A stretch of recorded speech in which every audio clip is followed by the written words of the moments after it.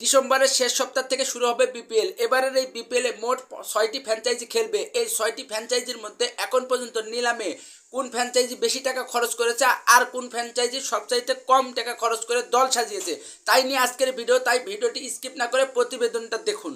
বন্ধুরা, ২০২৬ সালের বিপিএল এর জন্য নোয়াখালী এক্সপ্রেস এখন পর্যন্ত ৩,২৩,০০,০০০ টাকা খরচ করেছে।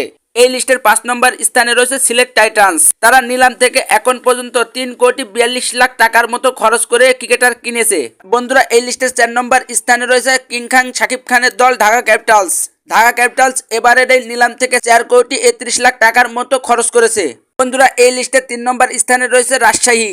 রাজশাহী এবারের এই নিলাম থেকে মোট ৪,৩৭,০০,০০০ টাকার মতো খরচ করেছে, যা তারা ৩য় নম্বর স্থানে রয়েছে। বন্ধুরা, এই লিস্টের ২ নম্বর স্থানে রয়েছে রংপুর রাইডার্স।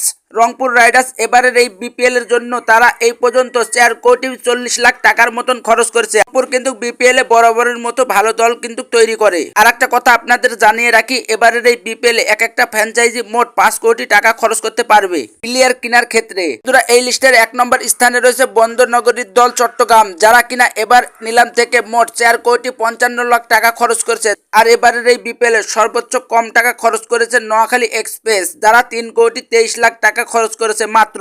তবে এক একটা ফ্র্যাঞ্চাইজি যেহেতু ৫ কোটি টাকার মতো খরচ করতে পারবে, তাই নোয়াখালী, সিলেট, ঢাকা, রাজশাহী, রংপুরের ক্ষেত্রে আরো কয়েকজন ক্রিকেটারকে তারা বেরাতে পারবে হামেশে।